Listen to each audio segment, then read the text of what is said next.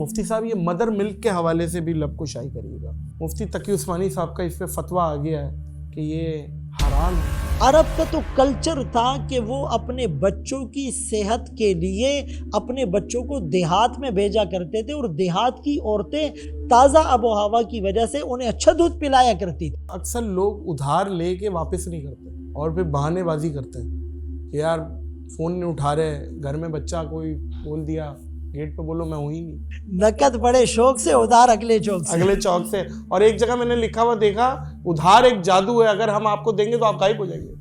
جسے گدھے کے سر سے سیکھ. وہیل مچھلی اور شارک مچھلی حلال ہے؟ دیکھیے شارک مچھلی کو ایک تو جو نام دیا گیا ہے نا، خطرناک ہوتی ہے، کھا جاتی ہے انسان. جی اکثر ماہرین کی رائے یہ ہے کہ یہ مچھلی کی قسم نہیں ہے. وہ درندے جو اپنے دانتوں سے شکار کرتے ہیں وہ بھی حلال نہیں ہے. ہم مذاق میں بھی بول دیتے ہیں کہ اللہ تمہیں بہت دے، کبھی بس کے نیچے کبھی ٹرک کے نیچے، تو کبھی بسے وسے ٹرک نکلتے تھے نیچے کوئی چیزیں مل جاتی. اب انہوں نے اٹھا لیا، اس نے ڈھونڈنے کی بھی کوشش کر لی، بندہ کس کی ہے، مالک آواز بھی لگا دی بھائی یہ کس کی ہے، نہیں رسپونڈ آیا تو وہ استعمال کر سکتا ہے. اس نیت سے اٹھانا کہ میں اس کو مالک تک پہنچاؤں، اٹھانا جائز ہے. آپ کے اوپر صدقہ لگتا ہے تو آپ خود استعمال کر لیں، لیکن اگر آپ صدقے کے اہل نہیں ہے تو آپ کسی اور کو صدقہ دے دیں. اچھا مرد حضرات اکثر خاص طور پہ ینگسٹر گلے میں چین اور ہاتھ میں بریسلیٹ، انگوٹھیاں اور چھلے اور پتہ نہیں کیا کیا پہنتے ہیں، ذرا اسٹائل وسٹائل، تو یہ پہننا گناہ ہے؟ اس پر میں دو زاویوں سے بات کرنا چاہوں گا. السلام علیکم معزز خواتین و حضرات، میں ہوں نادر علی، علم اور عالم کی ایک اور نشست میں. اور آج کے مہمان کے لیے میں کیا بولوں، آج کے مہمان کے لیے ایک بہترین سا شعر ہے، بہترین انداز میں سمجھاتے ہیں یہ رب کا فرمان، کیونکہ ہر دل عزیز ہے مفتی فضل سبحان. السلام علیکم. وعلیکم السلام ورحمۃ اللہ وبرکاتہ. مفتی صاحب کیا بات ہے آپ کی، کیا بات ہے. آپ کہاں ہیں، اتنا پکڑنے پہ پکڑائی آتے ہیں آپ تو کبھی یہاں کبھی وہاں، بڑے مصروف رہتے ہیں. نام تو آپ کا بھی نادر ہے نا. شاذ و نادر یہ آپ سے ملاقات ہوتی ہے. سر ہم نے بھی بندے چھوڑے ہوئے، موکل چھوڑے ہوئے آپ کو پکڑنے کے لیے، لیکن آپ آ جاتے ہیں. آپ کی محبتوں کے مقروض ہیں. نہیں، ہم مصروفیت اور مغروریت کا فرق سمجھتے ہیں. جزاک آپ مصروف ہیں، اللہ آپ کو مصروف رکھے، کیونکہ آپ تبلیغ ہے. ہر ملاقات کا مرکز تبلیغ ہے. ہر ملاقات میں آپ اللہ اللہ کے رسول کی بات بتائیں، یہی ہے حکم. الحمدللہ. اور آپ اسی کاموں کے سلسلے میں بزی رہتے ہیں. اللہ آپ کو مزید استقامت دے. آمین. مفتی صاحب پیسے کا تعلق علم سے ہے، خوبصورتی سے ہے، تندرستی سے ہے، تعلیم سے ہے، شعور سے ہے، یا چلاکیوں سے ہے؟ پیسے کا تعلق کس چیز سے، یا خالصتاً تقدیر سے کہ بھائی تقدیر میں اتنا لکھا ہوگا تو آئے گا؟ کیا ہے پیسے کا تعلق، کیا ہے؟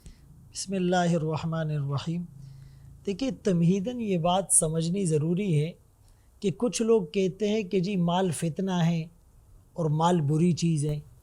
تو قرآن کریم نے انسان کی روحانیت کی بقا کا جو سبب بتلایا ہے وہ بیت اللہ کو بتلایا ہے. جعل اللہ الکعبۃ البیت الحرام قیاما للناس. اور انسانی ظاہری زندگی کی بقا جو ہے وہ مال کو قرار دی ہے. تو یہ مال فضل بھی ہے، خیر بھی ہے، اگر اللہ کی مرضی، اللہ کی منشا کے مطابق، شریعت کے بتائے ہوئے کرائیٹیریا کے مطابق اگر اس کو کمایا جائے حلال حرام کے فرق کے ساتھ اور حلال طریقے پر لگایا جائے. اب بنیادی طور پر یہ جو تقدیر ہے، اس تقدیر کی 2 یا 3 قسمیں ہیں. ایک ہوتی ہے تقدیر مبرم جو بالکل اٹل ہیں، اور حدیث پاک میں رسول اللہ صلی اللہ علیہ وآلہ وسلم نے فرمایا وَعْلَمْ، جان لو، یقین رکھو، انما اصوابک لم یکن لیخطئک، جو چیز نصیب میں ہے، وہ مال ہو، وہ ڈیزگنیشن ہو، وہ اولاد ہو، وہ دنیا کی کوئی بھی ظاہری منفعت ہو، تو وہ تم سے مس نہیں ہوگی، مل کے رہے گی، مل کے رہے گی، بھلے آپ کمرے میں بند کیوں نہ ہو. بالکل. وَأَنَّمَا أَخْطَأَكَ لَمْ يَكُنْ لِيُصِيبَكَ، اور جو تمہارے نصیب میں نہیں وہ تمہیں ملے گی نہیں. اسی کو یوں بھی حدیث پاک میں فرمایا کہ ان الرزق لیطلب العبد کما یطلبہ اجلہ. رزق انسان کو ایسے تلاش کرتا ہے جیسے اس کی موت اس کے پیچھے لگی ہوتی ہے. یعنی بند گلی میں بھی موت آئے گی. کسٹمر اور گاہک کو بھیجنے والا وہ اللہ ہے، جیسے موت کا فرشتہ وہاں پہنچ جاتا ہے. اور ایک موقع پر یوں فرمایا ان نفسا لن تموت حتی تستکمل رزقها، بے شک کوئی نفس ہرگز نہیں مرے گا جب تک اپنے حصے کا رزق پورا نہ کر لے. وہ کیا خوب کہا، دانے دانے پہ لکھا ہے کھانے والے کا نام. واہ واہ. لیکن یہ کہنا کہ بھائی اللہ نے میرے نصیب میں جو لکھا ہے وہ مل کے رہے گا، اب میں مزدوری نہیں کرتا، محنت نہیں کرتا، کام کاج نہیں کرتا، تو یہ در حقیقت ناجائز فائدہ اٹھا رہا ہے. بلکہ ہو سکتا ہے یہ لکھا ہو کہ محنت کرے گا تو ملے گا. اسی کی طرف میں آ رہا تھا ایگزیکٹلی. وہ تھا تقدیر معلق، ہاں جی. کہ اللہ پاک نے انسان کی مشیت کے ساتھ اس کو جوڑا ہے کہ اگر نادر بھائی یہ سٹیپ لیں گے تو ان کو یہ چیز ملے گی، اور اگر یہ کوشش اور ایفرٹس ہی نہیں کریں گے تو ان کو یہ چیز نہیں ملے گی. اچھا اچھا اچھا. اسی لیے محنت کے اوپر آپ کے اس نفع کو بڑھایا جاتا ہے، اور محنت نہ کرنے پر اس کی نحوست، اور ظاہر ہے وہ مال کے اندر کمی واقع ہوتی ہے. تو اسی لیے توکل جو کہتے ہیں کہ ظاہری اسباب کو اختیار کرنے کے بعد اپنی پوری صلاحیتوں کو بروئے کار لانے کے بعد اس کا نتیجہ اللہ کی ذات پر چھوڑ دینا. This is the discrimination between Muslim and non Muslim, کہ مسلمان ان اسباب کو اختیار کرتا ہے لیکن اس کی نظر اللہ کے اوپر. آسان الفاظوں میں عام فہم، تو جو لکھا ہے وہ مل کے رہے گا، اور جو نہیں ہے وہ نہیں ملے گا، اور اگر ایفرٹ کرو گے تو ملے گا. ایسا ہی ہے، اور ایفرٹ کے بقدر اس میں کمی بیشی بھی ہو سکتی ہے. کمی پیشی بھی ہو سکتی ہے. جی. اچھا، اگر مثال کے طور پہ کوئی کسی کا مال چوری کر لیتا ہے، مثال کے طور پہ میں نے چوری کر لیا، آپ سے 5,000 روپے چرا لیا، اور آپ کو زندگی بھر پتہ ہی نہیں لگا، آپ کا انتقال ہو گیا، میرا بھی انتقال ہو گیا، تو وہ مال تو میرا ہی تھا، میں نے ہی خرچ کر لیا، وہ مال آپ کا تو تھا ہی نہیں. پھر اس کا مطلب دیکھیے، بنیادی طور پر یہ جو تقدیر ہے، اِنَّا هَدَيْنَاهُ السَّبِيلَ اِمَّا شَاكِرًا وَإِمَّا كَفُورًا، 29واں پارہ سورۃ الدہر. اللہ پاک نے بعض چیزوں میں انسان کو اختیار دیا ہے. حضرت علی رضی اللہ عنہ کے زمانے میں 3 فرقے وجود میں آ گئے تھے. ایک قدریہ، ان کا کانسیپٹ یہ تھا کہ انسان ہر چیز پر قادر ہے. ایک جبریہ، وہ کہتے تھے کہ انسان مجبور ہے محض ہے، اس کے ہاتھ میں ہے ہی کچھ نہیں. ان کے جو درمیان اہل سنت والجماعت کا مسلک تھا کہ انسان تھوڑے سے درجے میں وہ قادر ہے اور تھوڑے سے درجے میں مجبور محض ہے.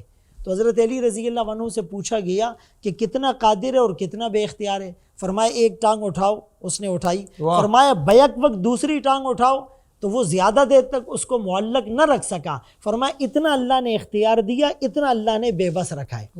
تو یہ جو آپ کو اختیار دیا نا کہ آپ محنت کر کے 5,000 کماتے یا چوری کر کے 5,000 حاصل کرتے، آپ کے نصیب میں یہ 5,000 تھے. اگر آپ پازیٹیو وے میں شریعت کے کرائیٹیریا کو فالو کر کے محنت مزدوری کرتے تو الکاسب حبیب اللہ، حلال کمانے والا اللہ کا دوست ہے. لیکن آپ نے حرام کا راستہ اختیار کیا تو آپ کو اس کی جواب دہی کرنی پڑے گی. اسی سے حضرت علی رضی اللہ عنہ کا ایک واقعہ ریلیٹ کرتے ہیں، کتابوں میں لکھا ہے کہ وہ مسافر تھے، راستے سے گزر رہے تھے، ایک مسجد نظر آئی تو انہوں نے کہا میں 2 رکعت پڑھ لوں. اب اپنا گھوڑا کس کے حوالے کرے؟ ایک شخص کھڑا ہوا نظر آیا، اس کو کہا اس گھوڑے کا خیال رکھو، میں تھوڑی دیر میں نماز پڑھ کے آتا ہوں. نماز پڑھنے کے بعد واپس آتے ہوئے دل میں خیال آیا کہ اس نے چوکیداری کی ہے اور میری سواری کا خیال رکھا ہے، تو میں اس کو 10 درہم بطور انعام کے دے دیتا ہوں. جب باہر آئے تو گھوڑا بھی نہیں اور وہ آدمی بھی نہیں. تھوڑا سا آگے گئے تو دکان پر اس گھوڑے کی جو زین تھی وہ لٹکی ہوئی نظر آئی. حضرت علی رضی اللہ عنہ نے کہا کہ بھائی یہ تو میرے گھوڑے کی زین ہے. وہ کہنے لگا ایک شخص آیا اور 10 درہم میں بیچ کے چلا گیا. حضرت علی رضی اللہ عنہ نے 10 درہم نکال کے دکاندار کو دیے اور کہا اس کے نصیب میں اللہ نے 10 درہم لکھ دیے تھے، اگر وہ صبر کرتا حلال کے طریقے پر اس کو ملتے، لیکن اس نے گناہ کا راستہ اختیار کیا تو اب اس کو جواب دینا پڑے گا. جواب دینا پڑے گا، بالکل ایسی بات ہے. اور اس چیز پہ خیال کریں.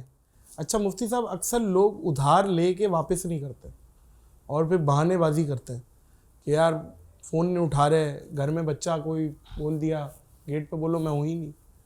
اس طریقے سے اب ادھار لیا ہے. اب اس پہ تو بڑے وہ لکھے ہوئے بھی اشعار بڑے مشہور ہو جاتے ہیں. ادھار ایک بڑے جادو شوق ہے. سے ادھار اگلے چوک سے. نقد ہے ادھار اگلے نقد بڑے شوق سے ادھار اگلے چوک سے. اگلے چوک سے. اور ایک جگہ میں نے لکھا ہوا دیکھا, ادھار ایک جادو ہے, اگر ہم آپ کو دیں گے تو آپ غائب ہو جائیں گے. جیسے گدھے کے سر سے سینگ. گدھے کے سر سے سینگ. تو یہ ادھار اگر کوئی واپس نہ کرے تو اس کی کوئی چیز بدمعاشی سے یا ہیکڑی سے اٹھا کے لے کے جانا اتنی ہی جتنا ادھار لیا, کہ بھائی تو نہیں دے رہا نہیں لے, یہ چیز موبائل دے دے میرے کو, اور یہ موبائل لے لیا اور اس کو بیچ کے اپنا واپس کر لیا. یہ صحیح ہے؟ دیکھیں ہمارے معاشرے میں صرف پان والا سچ بولتا ہے جو بتا کے چونا لگاتا ہے. واہ واہ واہ واہ واہ. باقی تو سارے لوگ جو ہے نا وہ چونا لگا رہے ہوتے ہیں. لگا رہے ہیں. اب دیکھیے ادھار آپ کسی کو اگر دے رہے ہیں تو اگر آپ کی نیت یہ ہے کہ اگر یہ لوٹا دے گا تو بہت اچھا, اگر نہیں لوٹائے گا تو میں قرض حسنہ کی نیت سے دے دوں, تب تو آپ اس کو ادھار دیں. جو نہیں دے رہا ہے, اور بالفرض اگر اس نے آپ کے ساتھ معاہدہ کیا کہ میں 1 مہینے میں لوٹا دوں گا اور وہ 1 مہینے میں نہیں لوٹاتا, تو قرآن کریم کا اسلوب یہ ہے وَإِن كَانَ ذُو عُسْرَةٍ, کہ اگر وہ قرض لینے والا یا ادھار لینے والا واقعی تنگ دست ہے تو آپ اس کو مہلت دے دیں. جتنے دن آپ مہلت دیں گے ہر دن اتنا پیسہ صدقہ کرنے کا آپ کو ثواب ملے گا. ماشاءاللہ. لیکن مفتی صاحب پارٹی چل رہی ہے وہاں, کوئی رپورٹ, آج کل تو فیس بک کا دور ہے, بیٹھا ہوا ہے کہیں باربیکیو چل رہا ہے, پارٹی چل رہی ہے, اپنی احساس ذمہ داری نہیں ہے, پیچھے سے ایسے بھی معاملات ہیں. عمرے پہ چلا گیا, ادھار ہے, ہمیں فون آ رہا ہے کہ یار یہ کون سا عمرہ ہو رہا ہے, ہمیں ٹوپی ڈرامے کیے ہوئے, عمرے پہ چلا گیا.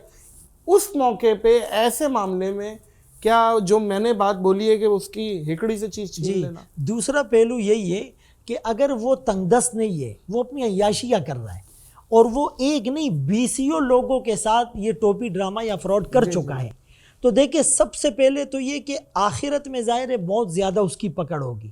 ایون کہ فرمائے شہید کتنا بڑا منصب ہے, شہادت, اس کی سارے گناہوں کی مغفرت ہو جائے گی مگر دین کی نہیں ہوگی, قرض کی نہیں ہوگی.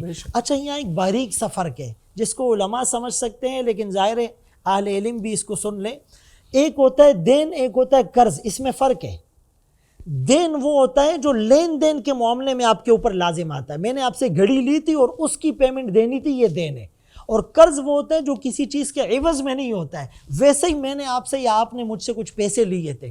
تو قرض میں جو دی گئی مہلت ہوتی ہے نا, تو اس کے باوجود بھی آپ مہلت سے پہلے مطالبہ کر سکتے ہیں, لیکن دین میں جو آپ کا ڈاکومنٹڈ یا تحریری معاہدہ ہوا ہے اس سے پہلے آپ نہیں کر سکتے.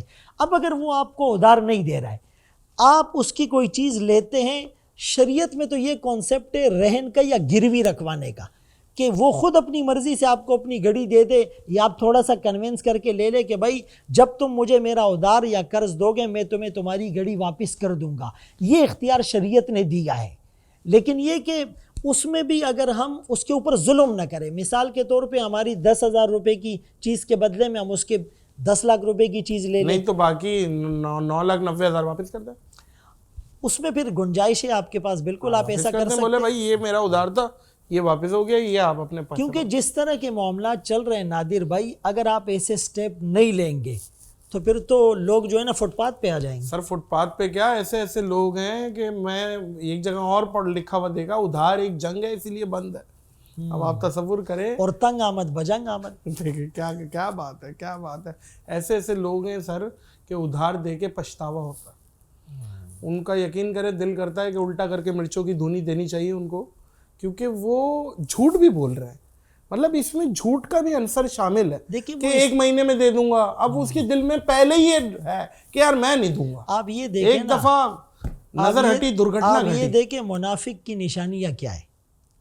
جو 3 بڑی نشانیاں ہیں نا, بات کرے تو جھوٹ بولے, وعدہ کرے تو خلاف ورزی کرے, اس کے پاس امانت رکھوائی جائے تو خیانت کرے. تینوں نشانیاں اس آدمی میں پائی جا رہی ہیں. بالکل ٹھیک. اور اگلی جگہ فرمایا اذا خاصم فجر, کہ جب وہ جھگڑا کرتا ہے تو گالم گلوچ پہ اتر آتا ہے. اذا عاہد غدر, جب ایگریمنٹ کرتا ہے تو اس کو توڑ دیتا ہے. تو اگر اس چیز کو دیکھ لیا جائے کہ منافق کی 4 یا 5 نشانیاں اس کا وہ مصداق بن رہا ہے, تو یہ کتنا بڑا جرم ہے.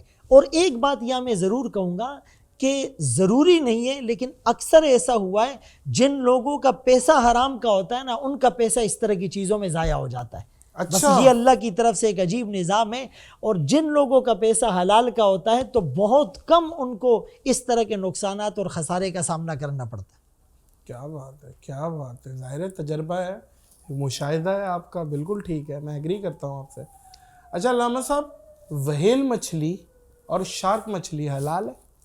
دیکھیے شارک مچھلی کو ایک تو جو نام دیا گیا ہے نا، خطرناک ہوتی ہے، کھا جاتی ہے انسان کو۔ جی وہ عربی میں اس کو قرش یا کرش کہتے ہیں، اور قریش کو بھی قریش اس لیے کہتے ہیں کہ یہ جو شارک مچھلی ہوتی ہے یہ اتنی بڑی ہوتی ہے اور مچھلیوں کو کھاتی ہے، ایون کہ انسان کو کھا جاتی ہے، لیکن اس کو کوئی نہیں کھاتا۔ اور احکام الحیوان کے اندر یا حیات الحیوان کے اندر جو لکھا ہے تو کہا کہ اکثر ماہرین کی رائے یہ ہے کہ یہ مچھلی کی قسم نہیں ہے، اس کی دم میں وہ 2 سپیس نہیں ہوتے، یا مثال کے طور پہ اس کے اندر کچھ اور ایسی علامات ہیں جو درندوں والی پائی جاتی ہے۔ جیسے پرندوں کے بارے میں آیا نا کہ ہر وہ پرندہ جو اپنے جو ہے وہ پنجوں سے شکار کرتا ہے، نقصان پہنچاتا ہے، وہ حلال نہیں ہے۔ اسی طرح وہ درندے جو اپنے دانتوں سے شکار کرتے ہیں وہ بھی حلال نہیں ہے۔ تو یہ ایک قسم کی درندگی والی صفات اس میں پائی گئی، اور اس میں اعتبار ہوتا ہے عرف میں ماہرین کے اوپر، یعنی جو عرف یعنی جو مچیرے ہوتے ہیں ان کے ایکسپیرینس کو اس میں کنسیڈر کیا جائے گا، اور اکثر ان لوگوں کی رائے یہ ہے کہ یہ مچھلی کی قسم نہیں ہے۔ اسی لیے اکثر فقہا نے، امام شافعی رحمۃ اللہ علیہ کے قول بھی، حالانکہ امام شافعی رحمۃ اللہ علیہ وہ ہیں جو کہتے ہیں کہ سمندر کی ہر چیز جو ہے وہ حلال ہے، لیکن اس کے باوجود یہاں پر ان کا قول ملتا ہے کہ شارک حلال نہیں ہے، اور امام ابو حنیفہ رحمۃ اللہ علیہ اور صاحبین حضرات نے اور وہیل کے لیے بھی یہی حکم لگے گا؟ جی بالکل۔ وہیل بہت بڑی ہوتی ہے، وہ 50 شارکوں کو کھا جائے، وہ بہت بڑا سائز ہوتا ہے وہیل کا، اور دنیا میں اس کرے میں جو سب سے بڑا سائز کا جو جانور ہے وہ وہیل ہے۔ یہ ریسرچ ہوئی ہے ویٹ میں، سائز میں، ہر چیز میں۔ لیکن ایک روایت ملتی ہے کہ صحابی رسول کچھ سفر سے گزرے اور سمندری سفر تھا، تو انہوں نے ایک اتنی بڑی مچھلی کھائی کہ ان کی ہڈیاں جوڑ کے انہوں نے 20 سے اونٹ اور خود کو نکال لیا۔ تو وہ کون سی مچھلی تھی؟ وہ تو وہیل ہی ہو سکتی ہے۔ اچھا، اس کے حرام ہونے کے لیے یہ ریزن ویلڈ نہیں ہے کہ وہ بہت بڑی ہے اس لیے حرام ہے، چونکہ وہ جو آپ صحابی کے واقعے کی طرف اشارہ کر رہے ہیں وہ صحابہ کا قافلہ تھا، اور اس مچھلی کا جو نام آیا نا روایت میں عنبر ملتا ہے، عنبر عین سے، تو اس کو کئی صحابہ نے کھایا، اور دوران سفر اس کا جب کچھ حصہ بچا تو رسول اللہ صلی اللہ علیہ وسلم کو لا کر بتایا گیا، اور آپ نے بھی اس سے تناول فرمایا۔ اچھا۔ تو وہ چونکہ مچھلی کی قسم تھی اس لیے وہ حلال ہے، جتنا بھی اس کا سائز یا حجم بڑا ہو۔ لیکن شارک کے بارے میں چونکہ ماہرین یہ کہتے کہ مچھلی کی قسم نہیں ہے، اس میں درندگی والا عنصر غالب ہے، اسی لیے وہ حرام ہے۔ اچھا، ایک اہل دیوبند کا فتویٰ ہے رشید احمد گنگوئی صاحب کا جی کہ کوا حلال ہے، یہ ذرا سمجھائیں۔ اچھا، یہ فتویٰ رشید احمد گنگوئی رحمۃ اللہ علیہ کا نہیں ہے، یہ امام ابو حنیفہ رحمۃ اللہ علیہ کا فتویٰ تھا، انہوں نے جسٹ نقل کیا ہے۔ اچھا، انہوں نے نقل کیا۔ اور کوے کی جو ہے نا اقسام ہے، ایک وہ کوا ہوتا ہے جو صرف حلال کھاتا ہے دانے، وہ کوا وہ جس کو غرقد الزرعی کہتے ہیں وہ حلال ہے۔ دوسرا وہ کوا جو صرف حرام کھاتا ہے، جیف اور مردار، وہ حرام ہے۔ تیسرا وہ کوا جو حلال چیزیں دانہ بھی کھاتا ہے اور حرام مردار کو بھی کھاتا ہے، اس کے بارے میں فقہا کا اختلاف ہے، اور یہ اختلاف امام ابو حنیفہ رحمۃ اللہ علیہ، ائمہ ثلاثہ، ان کے درمیان پایا گیا تھا، اور یہ فتاویٰ فقہ کی کتابوں میں موجود ہے۔ رشید احمد گنگوئی رحمۃ اللہ علیہ یا بعض بعد میں آنے والے فقہا نے اس کو جسٹ فارورڈ کیا اور نقل کیا ہے۔ تو ایسی جو اقسام ہیں، یعنی ایون کہ کوے کی ایک قسم کو جنگلی کبوتر سے اور فاختے سے تشبیہ دی گئی ہے، روایات اس پر موجود ہے، تو وہ یہ کوا نہیں ہوتا، کبوتر تو حلال جی۔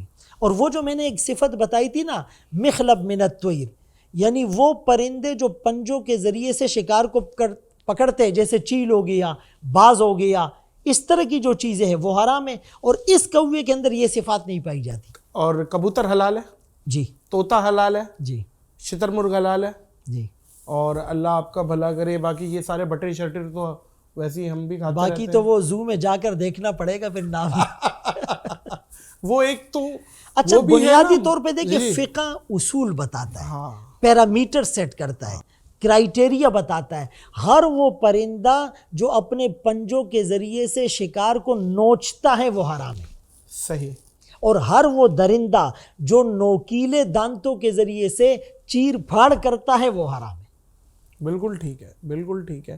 بھینس کے بھی حلال حرام پہ اختلاف ہے، اور اس پہ بھی تھوڑی سی لفظ کشائی کریں. دیکھیں وہ حلال ہے، اور وہ جاموس کو جو ہے نا وہ بقر یعنی گائے کی قسم قرار دیا گیا ہے، کیونکہ عرب میں ہوتی نہیں ہے جی جی. بھینس. اور پھر مختلف ممالک کی گایوں میں بھی آسٹریلین گائے الگ ہوتی ہے، افریقہ کی الگ ہوتی ہے، ایشیا کی الگ ہوتی ہے، تو وہ اسی کی ایک قسم ہے. آپ یہ دیکھیں نا اس کا دودھ حلال ہے، یعنی اس کا دودھ آپ پی رہے ہیں اور گوشت کے اوپر آپ کو اعتراض ہے. بے شک، بے شک، صحیح بات ہے کہ دودھ حلال ہے تو گوشت کیسے حرام ہو سکتا ہے؟ بے شک ایسی بات. اچھا مرد حضرات اکثر خاص طور پہ ینگسٹر گلے میں چین اور ہاتھ میں بریسلیٹ، انگوٹھیاں اور چھلے اور پتہ نہیں کیا کیا پہنتے ہیں ذرا اسٹائل کے چکر میں، تو یہ پہننا گناہ تو نہیں؟ اس پر میں دو زاویوں سے بات کرنا چاہوں گا. ایک زاویہ تو یہ ہے کہ مرد کے لیے سوائے انگوٹھی کے، اچھا گھڑی تو ضرورت کے اندر آ گئی، اور انگوٹھی بھی صرف چاندی کی علاوہ، اور چاندی وہ میں بھی ایک مقدار ہاں ہے، وہ بھی ایک مسقال یعنی 4.5 ماشے، اس سے زیادہ نہ ہو. اچھا 4.5 ماشا تو آخری لیمٹ ہے، باقی کم سے کم ہو. اور وہ بھی بعض علماء نے لکھا ہے کہ عام آدمی کے لیے تو انگوٹھی پہننی نہیں چاہیے، وہ تو رسول اللہ صلی اللہ علیہ وسلم نے ایک خاص جو ہے وہ مہر کی نیت سے، یا کوئی سلطان ہوتا ہے تو وہ پہن سکتا ہے. لیکن باقی اس کے علاوہ یہ چین، یہ بریسلیٹ، اور عموماً وہ سونے کی یا سونے کی تو تانبے کی یا فی پیتل نفسی کی ہی حرام یا ہے، دانت کسی اور دھات کی، تو وہ بالکل سونا حرام تو ہے. حرام ہے. اور دوسرا زاویہ پتہ ہے اس میں کیا ہے؟ من تشبہ بقوم فہو منہم، جو جس قوم کی مشابہت اختیار کرے گا from them he will be, وہ ان میں سے شمار کیا جائے گا. اب یہ چیزیں کون پہنتے ہیں؟ جی رسول اللہ صلی اللہ علیہ وسلم کا امتی ہونا. آپ دیکھیں آج جو ہے فجر میں ایک صف ہوتی ہے لیکن فیس بک اقوال زری سے بھرا ہوا ہوتا ہے، اور آپ اخبار کی جھوٹی خبریں خرید کر پڑھتے ہیں، اور قرآن کی سچی خبریں جو مفت میں مل رہی ہوتی ہے آپ اس کو ڈینائی کر رہے ہوتے ہیں. تو آپ سنت بال نہیں بناتے، پیسے دے کر غیروں کے طریقے پر بال بناتے ہیں. آپ کی صورت، سیرت، کردار، گفتار، عادات، اطوار، تہذیب، تمدن، ثقافت، کلچر، اوڑھنا بچھونا، معاشرت، معیشت سب غیروں کے طریقے پر ہے. تو یہ بریسلیٹ اور یہ اس طرح کی چین، تو مطلب یہ کن کی ہم نقالی کر رہے ہیں؟ اللہ اللہ، سچے لہجے میں جھوٹی باتیں. معاشرہ ایسا ہی ہو گیا ہے، اپنے دکھوں سے دکھی نہیں ہے، دوسرے کا سکھ دیکھ کے دکھی ہے، اللہ کی تقسیم پہ راضی نہیں ہے.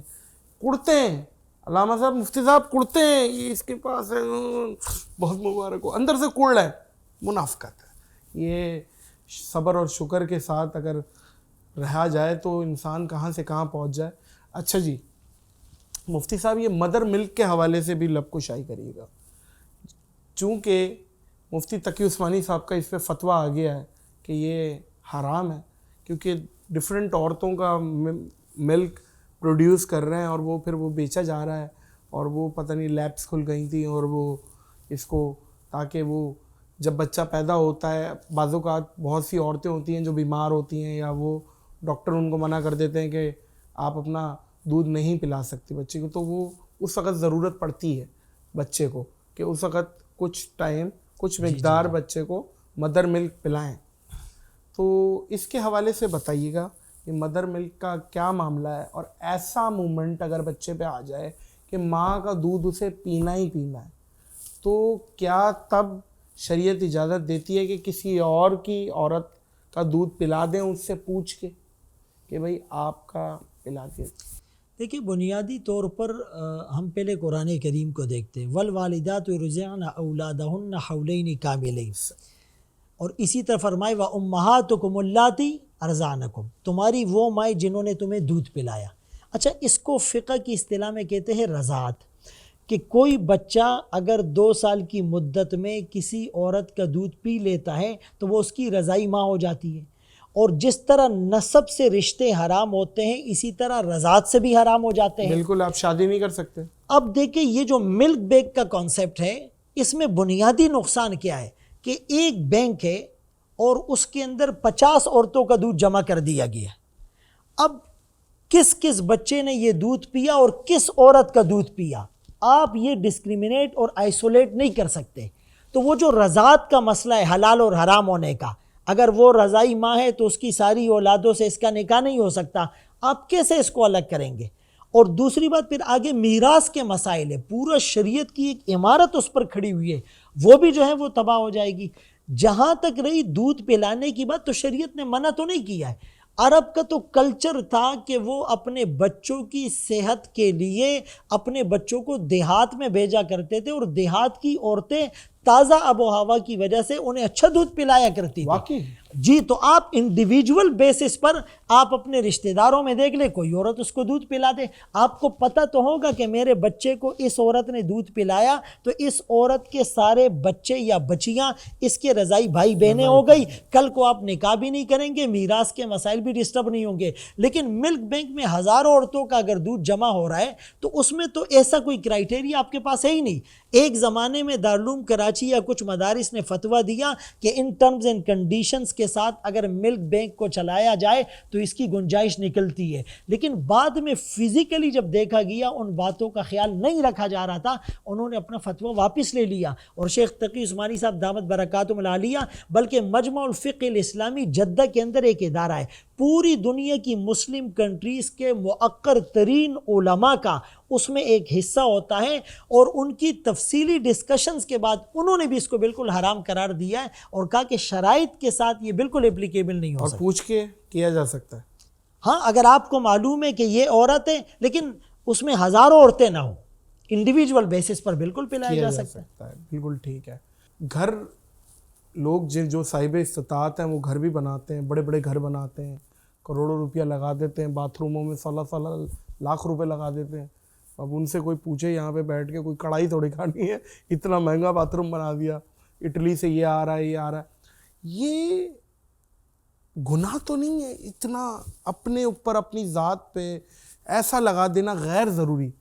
اور دوسرے کو بھی ذرا احساس کمتری ہو رہی ہے مسلمان بھائی کو کہ یار اتنا، تو اس پہ کیا کہیں گے؟ دیکھیے، اسراف اور تبذیر سے تو منع کیا گیا ہے، بلکہ تبذیر یعنی فضول خرچی، بیجا پیسہ خرچ کرنے والے کو تو شیطان کا بھائی قرار دیا گیا. اچھا. اور ایک حدیث پاک میں باقاعدہ وضاحت ہے کہ سب سے بری انویسٹمنٹ اور برا پیسہ اور سرمایہ وہ ہے جو جائیداد اور تعمیر کے اوپر لگایا جائے. یعنی رسول اللہ صلی اللہ علیہ وآلہ وسلم راستے سے گزر رہے ہیں اور ایک صحابی رسول اپنے گھر یا ہم اس کو جھونپڑی کہہ دیں، اس کی ریپیرنگ یا تعمیر اور مرمت میں لگے ہوئے. تو آقا نے پوچھا کہ کیا کر رہے ہو؟ اس نے کہا کہ تھوڑی سی ریپیرنگ تھی اور یہ جگہ خستہ حال ہو گئی تھی، میں اس کو بنا رہا ہوں. اب دیکھیں، آپ صلی اللہ علیہ وسلم نے اس کے پیراڈائم کو شفٹ کیا. آپ نے فرمایا کہ قیامت اس سے زیادہ قریب ہے جتنا تمہیں اس کے گرنے کا خطرہ ہے. یعنی فوراً آپ نے آخرت کی طرف اس کی توجہ مبذول کرائی. تو یہ تو ان کا حال تھا. آج اگر ہماری تعمیرات کو اور انویسٹمنٹ کو اور سرمایہ کو اگر دیکھ لیا جاتا تو کتنی سخت وعیدیں اس پر نازل ہو سکتی تھی. اسی لیے ہر کام کو اگر ہم لمٹ میں رہ کر کریں، بلکہ یہاں میں آپ کو ایک بہت اچھی بات بتاؤں کہ سورہ کہف کی جو ایک تفسیر لکھی ہے ابوالحسن ندوی رحمۃ اللہ علیہ نے، معرکہ ایمان اور مادیت، اس میں لکھا ہے کہ اس وقت مسلمانوں کے زوال کی کیا وجہ ہے. تو انہوں نے کہا کہ مسلمانوں کے زوال کی وجہ یہ ہے کہ انفاق فی سبیل اللہ ختم ہو گیا ہے، اللہ کے راستے میں خرچ کرنا وہ جذبہ کم ہو گیا ہے. پھر فرمایا یہ جذبہ کیوں کم ہوا؟ اس لیے کہ مسلمانوں میں تعیش، عیش و عشرت اور عیش پسندی آ گئی ہے. تو جب مسلمان عیش و عشرت میں اور اپنے پروٹوکول میں زیادہ پیسہ لگائے گا تو یہ جہاد کے لیے، یا غزہ کے اندر جو مظلوم مسلمان، اس وقت لاکھوں مسلمان شہید ہو چکے، 60% اس میں بچے اور عورتیں ہیں، مساجد اور مدارس کا تقدس پامال ہو گیا. اور جب وہ فوڈ کی لائن میں لگتے ہیں تو سنائپر کے ذریعے سے، ڈرون کے ذریعے سے کانشیسلی انہیں نشانہ بنایا جاتا ہے. جن برتنوں میں ان کو فوڈ ملنا تھا اس میں وہ خون لے کے واپس جا رہے ہوتے ہیں. اور ایک بچی کا سارا گھرانہ جب شہید ہوتا ہے، وہ ملبے کے ڈیر میں کھڑے ہو کر ساری دنیا کے 57 اسلامی ممالک کے حکمرانوں کو اور 2 ارب مسلمانوں کو یہ للکار کر کہتی ہے کین یو سی می، کیا تم مجھے دیکھ سکتے ہو؟ تو مسلمان جب اپنا پیسہ عیاشیوں میں لگائے گا تو پھر راہ خدا میں وہ پیسہ کہاں لگے گا؟ اسی لیے اس کو ایک لمٹ میں رکھ کر کرنا چاہیے۔ ہاں اتنا ضرور ہے کہ آپ کو اللہ نے 10 کروڑ روپے دیے اور آپ اپنے آپ کو شو کرتے ہیں 50 لاکھ والا، تو یہ بھی آپ نعمت کو چھپا رہے ہیں۔ اور میرے پاس 10 لاکھ روپے اور میں اپنے آپ کو شو کرتا ہوں 2 کروڑ کرائے کی گاڑی لے کر، اور جو ہے نا لوگ اس طرح پریٹینڈ کرتے ہیں، وہ بھی غلط ہے۔ لیکن ایک لمٹ کے اندر اس کو رکھنا چاہیے۔ کیا بات ہے، کیا اچھی بات ہے۔ اور یہ جو خاص طور پہ آخری بات کی، اس پہ تو بہت بڑا طبقہ ہے ایک جو نقلی ہے۔ فیس بک پہ مفتی صاحب، اور پتہ نہیں ان کو کیا ان کی سیلف سیٹسفیکشن مل رہی ہے کہ ہم اگر اپنا اسٹیٹس نہیں دکھائیں گے تو ہم شاید سوسائٹی میں قبول نہ ہوں۔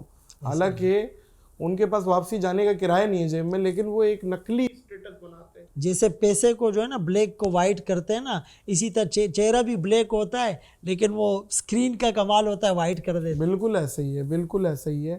اچھا مفتی صاحب، اگر کوئی چیز پڑی ہوئی مل جائے، ہم تو بلکہ مذاق میں بھی بول دیتے ہیں اللہ تمہیں بہت دے، کبھی بلکہ بعض لوگ تو ڈھونڈتے ہیں پڑی ہوئی چیز، ہم مذاق میں بھی بول دیتے ہیں کہ اللہ تمہیں بہت دے، کبھی بس کے نیچے، کبھی ٹرک کے نیچے، تو کبھی بسیں ٹرک نکلتے تھے نیچے کوئی چیزیں مل جاتی تھی۔ اچھا چیزیں مل گئیں، اب انہوں نے اٹھا لیا، اس نے ڈھونڈنے کی بھی کوشش کر لی، بندہ کس کی ہے، مالک آواز بھی لگا دی بھائی یہ کس کی ہے، نہیں رسپونڈ آیا، تو وہ استعمال کر سکتا ہے۔ اچھا یہ چیزیں اگر آپ کو یورپین کنٹریز میں یا مڈل ایسٹ میں ملے نا، بالکل نہیں اٹھائیں، چونکہ وہاں پر تو ایک کانسیپٹ بنا ہوا ہے، لوگ چیزیں اٹھاتے ہی نہیں، اور مالک اکثر ڈھونڈتے ہوئے تلاش کر کے لے لیتا ہے۔ لیکن پاکستان میں چونکہ آپ کو یہ خطرہ ہے کہ اگر میں نہیں اٹھاؤں گا کوئی چور اٹھا لے گا، غلط ہاتھوں میں چلی جائے گی، تو اس نیت سے اٹھانا کہ میں اس کو مالک تک پہنچاؤں، اٹھانا جائز ہے۔ پھر آپ مالک کو تلاش کریں، پھر وہ فقہاء نے لکھا ہے کہ 3 دن تک تلاش کرے، 40 دن تک تلاش کرے، 1 سال تک تلاش کرے۔ اگر پھر بھی وہ نہیں ملتا تو آپ اس کو صدقہ کر دیں۔ اٹھانے والا اگر خود مستحق ہے وہ خود بھی یوز کر سکتا ہے، اور اگر وہ خود مستحق نہیں ہے تو وہ اس کی نیت سے صدقہ کر کے دے دے۔ لیکن اگر کچھ عرصے کے بعد حقیقی مالک آ جاتا ہے اور وہ ڈیمانڈ کرتا ہے کہ مجھے میری چیز واپس دی جائے، تو آپ کو اپنی جیب سے وہ چیز ریٹرن کرنی پڑے گی اور لوٹانی پڑے گی۔ مطلب استعمال کر سکتا ہے، اس کا مطلب یہی ہے۔ اگر آپ کے اوپر صدقہ لگتا ہے تو آپ خود استعمال کر لیں، لیکن اگر آپ صدقے کے اہل نہیں ہے تو آپ کسی اور کو صدقہ دے دیں۔ لیکن اس کے باوجود اگر وہ آ کے ڈیمانڈ کرتا ہے کہ نہیں بھائی تم نے میری مرضی سے تو صدقہ نہیں دیا ہے، تو آپ کو اپنی جیب سے لوٹانا پڑے گا۔ اللہ اللہ اللہ۔ اچھا مفتی صاحب، اگر کسی سید مرد کا غیر سید سے شادی ہو جائے، یا عورت سید ہے مرد غیر سید ہے، آپس میں لڑائی بھی ہوتی ہے، گھریلو برا بھلا کہہ دیا، یہ ہے وہ ہے، ایک دوسرے کو گالی دے دی، تو اس چیز پہ کیا حکم لگے گا؟ کیا وہ سید والا ہی حکم لگے گا کہ سید کو گالی دے دی کسی غیر سید نے، اور اس چیز پہ لڑائی ہو جانا، ہاتھا پائی بھی ہو جاتی ہے، اس پہ کیا معاملہ رہے گا؟ دیکھیں یہاں 2 باتیں، یا سید سید سے شادی کرے یا غیر سید غیر سید سے کرے، کیا ہے؟ جی یہاں 2 باتیں۔ دیکھیں فتوے پر ہم بعد میں آتے ہیں، پہلے تقوی کی بات کرتے ہیں۔ جہاں تک شادی کی بات ہے تو ظاہر سید ایک منصب ہے، ان کی نسبت بہت عالی ہے، اسی لیے ان کو چاہیے کہ وہ سید گھرانوں ہی میں رشتے کرے تاکہ ناقدری نہ ہو۔ لیکن فتویٰ یہ ہے کہ سید کی شادی غیر سید سے ہو سکتی ہے، شریعت میں اس پہ کوئی پابندی اور رکاوٹ نہیں ہے، بلکہ حضرت علی رضی اللہ عنہ کو جو رسول اللہ صلی اللہ علیہ وسلم نے فرمایا کہ علی 3 چیزوں میں تاخیر نہ کرنا، نماز جب اس کا وقت ہو جائے، جنازہ جب وہ تیار ہو جائے، اور لڑکا یا لڑکی جب وہ بالغ ہو جائے۔ آپ مجھے یہ بتائیں، حضرت علی رضی اللہ عنہ نے اپنی بیٹی حضرت عمر رضی اللہ عنہ کے نکاح میں نہیں دی؟ دی ہے، بالکل دی ہے۔ اور ایک حدیث میں آئے کہ جب تمہاری لڑکی کا کوئی مناسب رشتہ آئے اور تم اس کے باوجود وہ رشتہ نہیں دیتے تو اس سے جتنا فساد پھیلے گا تم اس کے ذمہ دار ٹھہرائے جاؤ گے۔ اسی لیے آج کل اگر آپ یہ کہیں گے نا کہ سید ہی کو رشتہ دے، اب سید فرض کرے 2% ہے اور غیر سید 98% ہے، تو اس سے تو رشتے رک جائیں گے، اور جو زنا کا دروازہ اسلام بند کرنا چاہ رہا تھا نکاح کے ذریعے سے، حیا اور عفت اور پاک دامنی کو جو پروموٹ کیا جانا تھا، وہ دروازہ تو آپ نے روک دیا۔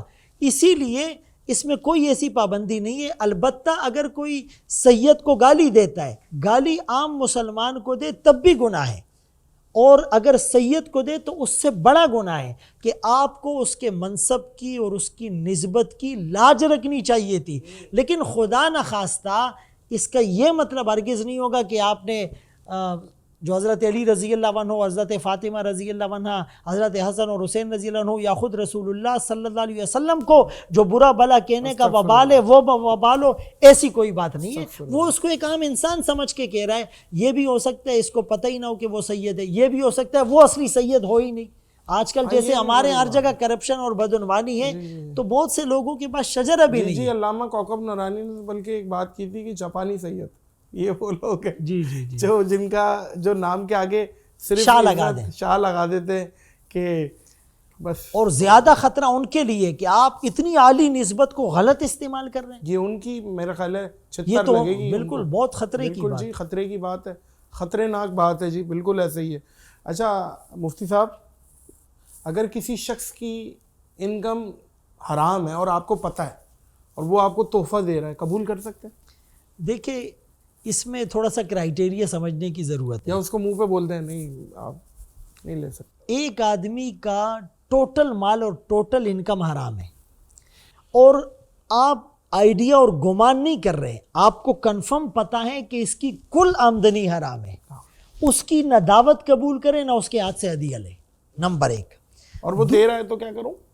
اب نہ لے، منع کرتے ہیں؟ بالکل منع کرے، تاکہ اس کو ریئلائز ہو کہ اگر میرا مال حلال ہوتا تو آج مجھے یہ شرمندگی اور ندامت کا سامنا نہیں کرنا پڑتا۔ اچھا دوسرا وہ آدمی ہے جس کی آدھی آمدنی حلال کی ہے، آدھی حرام کی ہے، تو اگر اس کی غالب آمدنی حلال کی ہو، غالب اکثر آمدنی حلال کی ہو، اور آپ کی نیت یہ ہو کہ آج میں اس سے یہ ہدیہ لے لوں گا یا اس کی دعوت قبول کر لوں گا تو اس کو ترغیب اور تبلیغ کروں گا اور یہ حرام سے باز آ جائے گا، تو چونکہ اکثر آمدنی بھی حلال تھی اور آپ کی نیت بھی اس کو تبلیغ کرنے کی تھی، لہٰذا وہاں پر اس سے ہدیہ لیا بھی جا سکتا ہے اور اس کی دعوت کو قبول بھی کیا جا سکتا ہے۔ تیسرا، ایک آدمی کی زیادہ آمدنی حرام کی ہے، تھوڑی حلال کی ہے، اور آپ کو یہ پتہ چلا ہے کہ میری جو اس نے دعوت کی ہے تو اس نے حرام آمدنی والے سے نہیں کی ہے، بلکہ اس نے کسی سے قرض لے کر یا کسی نے اس کو گفٹ کیا تھا حلال آمدنی اور اس سے اس نے میری دعوت کی ہے، تو اس صورت میں بھی کھانے کا جواز بنتا ہے۔ اس پہ ایک سوال اور بنتا ہے، اگر ایک شخص ہے جو حرام کما رہا ہے اور اسے پتہ ہے میں حرام کما رہا ہوں، اداروں میں ہوتے ہیں، نام لیے بغیر بات کر رہے ہیں، ایک جنرل بات کر رہے ہیں، ایک ادارے سے جڑا ہوا ہے جہاں پہ اس کو اوپر کی کمائی مل رہی ہے، لیکن وہ اپنی تنخواہ کو سیو کر رہا ہے اکاؤنٹ میں، اسے خرچ نہیں کر رہا، اور بقرہ عید اپنی تنخواہ سے کر رہا ہے جو اس نے محنت سے کمائی ہے، اور جو فرض والے معاملات ہیں وہ اپنی تنخواہ سے کر رہا ہے، حرام مال سے نہیں کر رہا، قبول ہو جائے گی؟ اس میں دیکھیں گنجائش تب ہے کہ اس کی جو اپنی نوکری تھی، جو اس کی جے ڈی تھی، جاب ڈسکرپشن، وہ اس کو پورا کر رہا تھا تو تنخواہ حلال ہوگی، ورنہ تنخواہ بھی حرام ہوگی۔ آپ کے 8 گھنٹے آفس ٹائم تھا، آپ 4 گھنٹے کر رہے ہیں، آپ 2 گھنٹے کے لیے آتے، 6 گھنٹے کے لیے آپ نے کسی اور کو لگا دیا ہے، یا آپ کو جو کام فری آف کاسٹ کرنا تھا اس پر آپ کو تنخواہ ملنی تھی، آپ اس کی بھی رشوت لے رہے ہو، تو یہ آپ کی تنخواہ بھی حرام ہو گئی۔ یہ تو مفتی صاحب آپ نے یقین کریں، میں اپنی اسٹاف کو بھی اس ٹائم دیکھ رہا ہوں، یہ جو آپ نے بات کی ہے نا کہ اگر وہ ٹائم پہ نہیں آ رہا کوئی اور جان بوجھ کر نہیں آ رہا تو اس میں بھی حرام کا عنصر شامل ہو جائے گا۔ بالکل شامل ہو رہا ہے، یہ بہت خطرے کی بات ہے، خطرے کی بات، کلوا من الطیبات واعملوا صالحا، اور بہانہ بنا رہا ہے کہ تکلیف میں ہوں، میں بیمار ہوں، اور وہ حقیقتاً نہیں ہے، تو وہ تو الگ گناہ ہو گیا، وہ تو جھوٹ کا گناہ، وہ جھوٹ کا بھی ہو جائے گا۔